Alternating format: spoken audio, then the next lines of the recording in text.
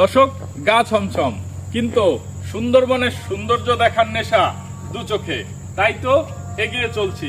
করমজলের এই সংরক্ষিত এলাকা কতটুকু আমাদের জন্য সংরক্ষিত তা আমার জানা নেই, তবে ভয়, ডর এবং সাহস নিয়েই সামনের দিকে এগিয়ে চলছি। সাথে থাকুন আপনারা। আমাদের ব্যাগে ঠান্ডা পানীয় ছিল, ব্যাগ নিচে রাখতেই তা নিয়ে খাওয়া শুরু করলো বানরগুলো। এই দৃশ্য দেখতে যে এত সুন্দর, এত মনোমুগ্ধকর, তা কাউকে বলে বোঝানো যাবে না।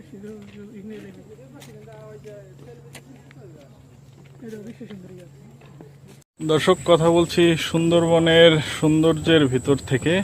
এখানে সরকার দীর্ঘ 2 কিলোমিটার পথ করে দিয়েছে, যেন সবাই সুন্দরবনের সৌন্দর্য খুব সুন্দরভাবে উপভোগ করতে পারে। সবাই ভিডিওর সাথেই থাকুন।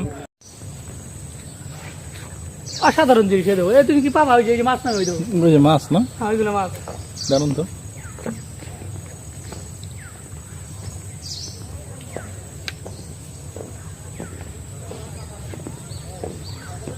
দর্শক, অনেকক্ষণ হাঁটার পর এবার একটু অবাধ্য হতে মন চাইল। আবিষ্কার করতে চাইলাম বনের ভেতরে বাঘ ও হরিণের পায়ের ছাপ, দেখতে চাইলাম তাদেরকে।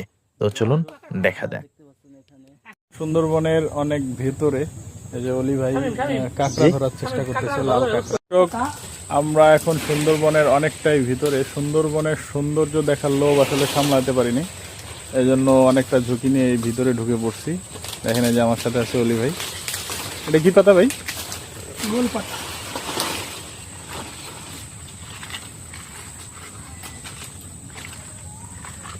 এটা হচ্ছে গোল পাতা। আমরা সুন্দরবনের পর্যটন এরিয়া থেকে অনেক ভিতরে ঢুকে গোল পাতা সংগ্রহ করছি।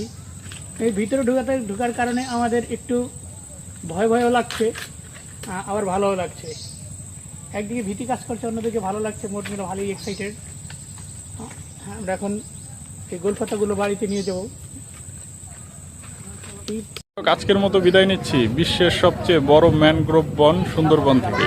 দেখা হবে নতুন কোনো দিনে, নতুন কোনো সূর্যোদয়ে। ততদিনে সুন্দরবন থেকে বন্যপ্রাণী শিকার বন্ধ রাখুন এবং সুন্দরবন আমাদের সম্পদ। সুন্দরবনকে রক্ষার্থে সুন্দরবনের গাছ রক্ষা করুন।